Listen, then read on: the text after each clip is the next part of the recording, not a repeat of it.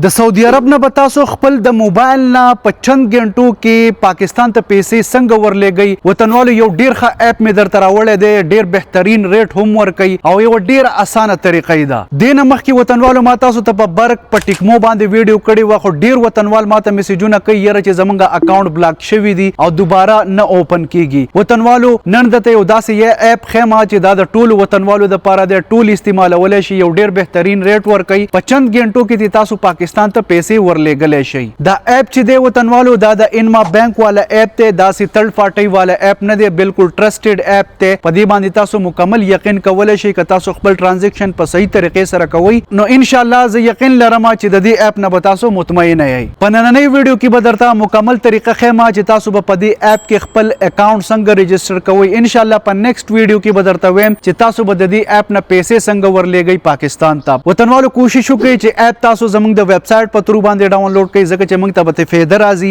دې نه علاوه وطنوالو ما په یوټیوب باندې هم کار شروع کړی دی هغه د سره لازم سبسکرایب کړئ که څوک ما سره رابطه کول غواړي نو زما انسټاګرام ته راشي زه به درته په خپله باندې میسج کوم راځئ وطنوالو چې دا مکمل طریقه د موبایل په سکرین باندې زده کړو دې دپاره به تاسو خپل ګوګل کولاو کړئ په سرچ کې به تاسو ولیکئ پایل PCR او دا اولنۍ ویب سایټ به سرچ کړئ pilepcr.com باندې به کلیک کړئ سرچ کې به تاسو ولیکئ الانما پے دا به سرچ کړئ چې سرچ کړئ دا اپ تاسو ته راغی په دې به کلیک کړئ په دې چې کلیک کړئ لاندې به راشئ په دې ډاونلوډ اپ باندې به کلیک کړئ دا اپ په د دې ځای نه انسټال کړئ ښه دې دپاره به تاسو بیا دا اپ کولاو کړئ دا به الاو کړئ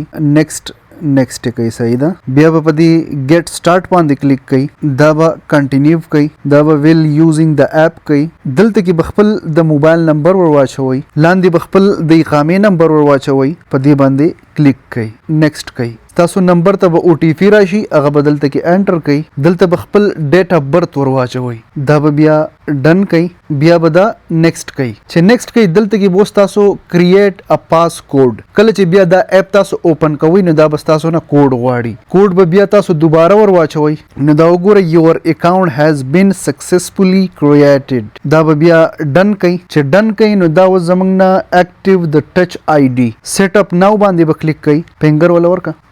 خپل فنګر به ورکړئ یو نیډ ټو کمپلیټ یور پروفایل ټو یوز د اپ تاسو به په دې نفاذ باندې کلیک کړئ ویلیډیټ باندې کلیک کړئ دا نمبر یې موږ له راکو اوپن نفاذ ایکسپټ پروسیډ 98 دا تاسو کته شي چې د خپل